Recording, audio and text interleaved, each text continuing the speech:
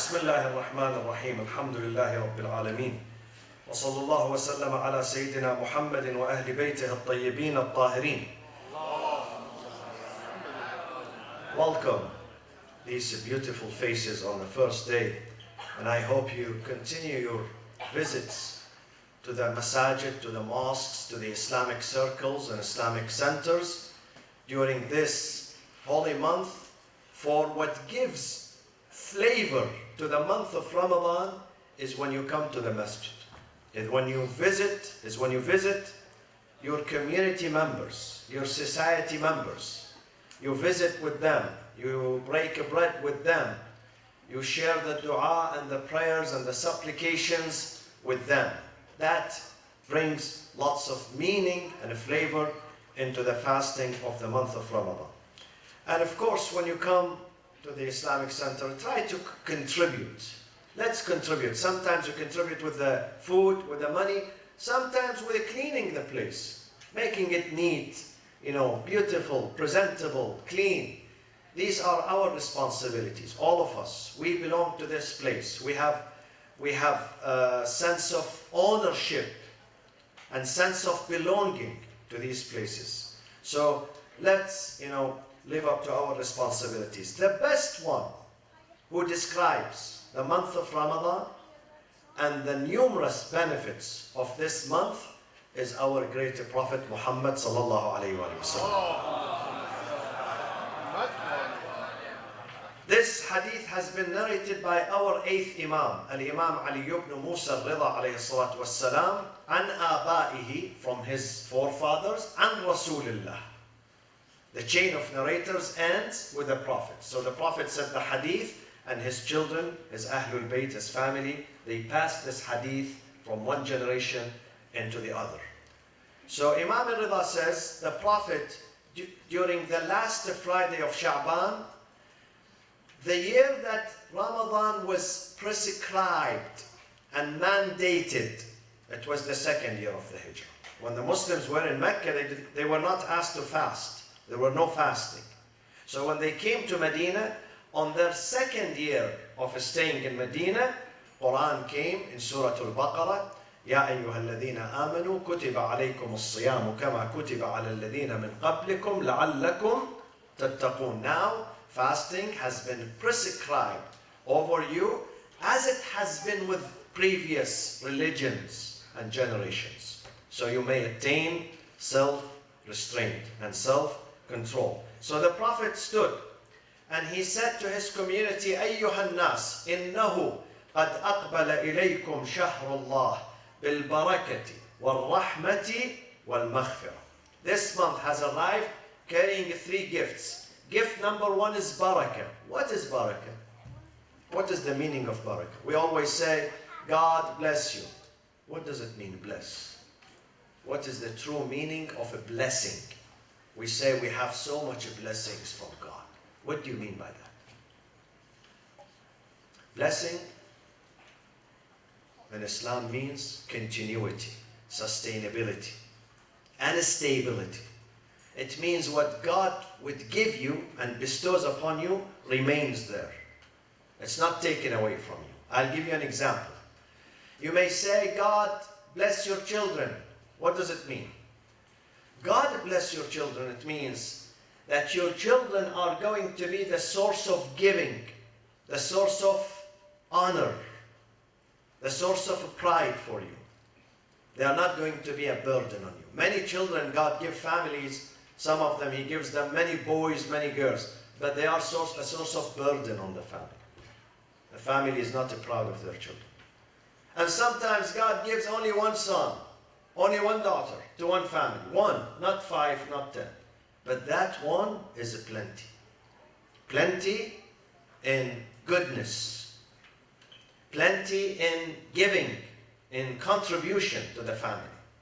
So this is the meaning of a blessing. Your son is blessed. It means your son or your daughter is the source of continuity, sustainability, stability. God bless your house. What does that mean? It means your house becomes a source or a center of goodness, Some homes are not a source of goodness. There is always fighting, always conflict, always divorce, always courts, always they calling 911. The cops, they know the house. Even if they close their eyes, they know how to get to it. Because they've been to it many, many times. This is not a source of blessing. This is not a house that has barakah. This is a house without barakah. A house with barakah is the house that has a stability, beauty. Second, the Quran says second. Second is shelter. You enjoy it. You enjoy the house. There is no headache. There is no conflict. There is harmony. There is respect. The father respects the mother respects the father, the children respect their parents, the parents respect their children, and the respect is mutual. And members of the family, they help each other. They stand with each other. They are not against each other. In some homes, there is always screams and yellings and bad words and anger. This is not a home. You have to keep the peace, and that is the job of the father, number one. The father has to be a role model, an example of bringing peace into the family. The father should not scream, should not disrespect. And then the mother. If we are a good example, our children would look at us and most likely they would follow our example. So this is the meaning of, or if we say a country that has blessings, Allah says about Mecca, إِنَّ أَوَّلَ بَيْتٍ وُضِعَ لِلنَّاسِ لَلَّذِي بِبَكَّةَ مُبَارَكًا. Mecca is a place of blessings. What does that mean? It means when you go there, you receive forgiveness from God. When you go there, you get peace of mind in Mecca. Place of, and the same thing with Jerusalem. Allah says, سبحان الذي أسرى بعبده ليلا من المسجد الحرام إلى المسجد الأقصى الذي باركنا حوله. The farthest mosque, which is Jerusalem, in Jerusalem, where we made its territory a blessing. باركنا حوله. Because it's source of, it should be, now it's not a source of peace. It's a source of conflict and bloodshed now, right now. But that is not what it's supposed to be. It's supposed to be a place where Jews, Christians, Muslims, and others, they all have to have sense of belonging to that place. It belongs to Abraham. Abraham is the founder. Before him, Solomon. Those are the founders. So it has to be the place of peace, tranquility. So the Prophet says, إِنَّهُ قَدْ أَقْبَلَ إِلَيْكُمْ شَهْرُ اللَّهِ تَعَالَى بِالْبَرَكَةِ. This month carries blessings in this month. The days of this month has blessings.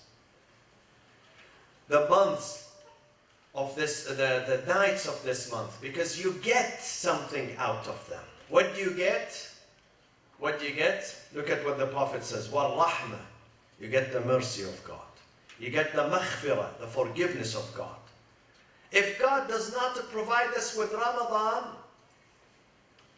and if He does not tell me and tell you that I'm going to forgive you in Ramadan, I'm going to forgive your sins, we would reach the state of despair. Despair. And we will be definitely frustrated. Because we know God is not forgiving me. Why should I be good anymore? Why should I be good? I'm not going to be good anymore. Because God is angry at me. And He doesn't want to forgive me. But God says, no. I'm forgiving you. I'm open my doors for you during this month. These 30 nights, the Prophet says, all Satans are handcuffed. Handcuffed. All Satans. وَالشَّيَاطِينَ مَغْلُولَةً. They are handcuffed. They cannot reach to you. They cannot hurt you. They cannot deceive you. So take advantage. All those bad things, the bad ones, are handcuffed. So you are safe in this month. So take this opportunity to go to God. شهر هو عند الله أفضل الشهور أيامه أفضل الأيام لياليه أفضل الليالي ساعاته أفضل الساعات شهر دعيتم فيه إلى ضيافة الله وجعلتم فيه من أهل كرامة الله. God, the food that you ate today here, the iftar, who's the owner and who's the host? Is Allah subhanahu wa ta'ala, God. Yes, God has some agents who put the food, who bring you the food, the drink, those are agents. But the provider, the real host, is God. And you are the VIPs. وَجُعِلْتُمْ فِيهِ مِنْ أَهْلِ كَرَامَةِ اللَّهِ. All of you, without distinction, are VIPs of God during this month. أَنْفَاسُكُمْ فِيهِ تَسْبِيحٌ. When you breathe, you are sanctifying God. It's going to be considered sanctification when you breathe. أَنْفَاسُكُمْ فِيهِ تَسْبِيحٌ. نَوْمُكُمْ فِيهِ عِبَادَةٌ. When you go sleep, then this is an act of worship. Your sleep is considered an act of service and worship because you are energizing yourself, preparing yourself for another round of service. وَعَمَلُكُمْ فِيهِ مَقْبُولٌ. Every act that you present is accepted by God. وَدُعَاءُكُمْ فِيهِ مُسْتَجَابٌ. Your prayers are accepted. Then the Prophet says, تَصَدَّقُوا عَلَى فُقَرَائِكُمْ وَمَسَاكِينِكُمْ. In this month, make a special effort to reach out to the poor and the destitutes, those who cannot afford food. Try to find them. That is the best act in this month. The best act that pleases God is to reach out to people in your neighborhood, in your city, in your county, and say, this is a meal, this is some food. Even if they don't know you, they don't know your name, and you don't know their names, and you shouldn't even know their names, you shouldn't even know their religion and their identity, because they are humans. They are humans. Reach out to them. Try to help them. I said yesterday in the Friday prayers, Ramadan should not be only exclusively for us. Ramadan should be for all Americans. How is that? We fast. We're not going to ask Americans to fast, though many of them are fasting, you know. Many non-Muslims, they do share the fasting. I know many of them, men and women, every year. Some of them fast 30 days of this month. And they are Christians. They are non-Muslims. But how do you share the blessings of this month? By introducing Islam to them. Invite them for a meal, for iftar, to break the fast, your fast, share it with them. If it is difficult for you, you don't have enough room in your house, enough facility, make some food, some pastry, some sweets, whatever, and take it to them. Tell them, this is the month of Ramadan. They're going to ask you about the occasion. Tell them now it's the month of Ramadan. This is a holy month, a month that we go back to God and reach out to our neighbors. This is how we share the blessing. Invite them into your institutions, into your mosques. Let them come. Let them sit on the floor and eat with you, break a bread, and tell them who you are. Tell them, this is me, this is my religion, this is my tradition. So try to reach out to them. تَصَدَّقُوا عَلَى فُقَرَائِكُمْ وَمَسَاكِينِكُمْ وَقِّرُوا كِبَارَكُمْ. In this month, respect the elderly. I know many young generation, they do not respect their parents. They don't respect them.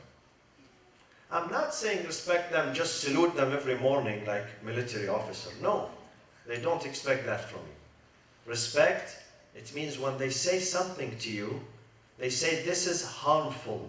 Don't get close to this. Don't do this. Don't eat this. Don't go there. Listen to them. Because they have more what? Experience in this life and more knowledge. Besides, they love you. I cannot imagine a father or a mother who hates her son. I can't imagine. Believe me, there is no father or a mother who hates his children. They don't hate you. So listen to them. Listen to them and respect them. Respect the elderly. If you want your children tomorrow to come and respect you, you must respect your parents today. You must respect them. I said so many times to many people who come here to convert to Islam, and they tell me, what should we do with our parents? I tell them, from now on that you are converting to Islam, embracing this new religion, you have to respect your parents even more. More. Because now you are a Muslim. You have a big responsibility. You are a different human being. And God says in the book, وَقَضَى رَبُّكَ أَلَّا تَعْبُدُوا إِلَّا إِيَّاهُ وَبِالْوَالِدَيْنِ إِحْسَانًا. Worship me and be nice to your parents. وَارْحَمُوا صِغَارَكُمْ.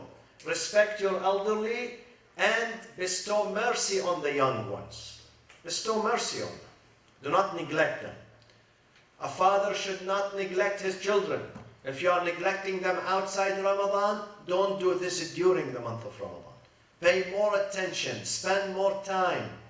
Your children, they need you. They need to speak to you. They need to see their father. They need to see him visible there. Also, they need the mother. They need to see more love, more care from the mother. So bestow more mercy on the young ones. وَصِلُوا أَرْحَامَكُمْ. صِلُوا أَرْحَامَكُمْ means connect with your extended family. Many people who live in this country and elsewhere, they don't get a chance to call their aunts, their uncles, their cousins, their relatives. They don't. They work like a machine. Many people in this country, they are machines, by the way. Believe me, they are machines. Machines in the shape of a human being. Machines. So they don't get a chance. They don't even remember that they have an extended family. They don't reach out to them. During this month, reach out to your extended family. How many cousins you have? Give them a call. Give them a call. Nowadays, if the call was expensive in the past or it takes time, nowadays with WhatsApp, you can leave a 30-second message. Hey, how are you? I love you. I miss you. That's it. At least say hey to them so they know you are still alive. And they realize that this is the month of mercy. This is the month of connection. Connection with each other. Try to reach out to them. From today, from tomorrow. Reach out to your extended family members. وَاحْفَظُوا أَلْسِنَتَكُمْ. The Prophet says, in this month, safeguard your tongues. The most uncontrollable organ that we have in our body is the tongue. We have less control over the tongue. As soon as we get angry, immediately we say something bad.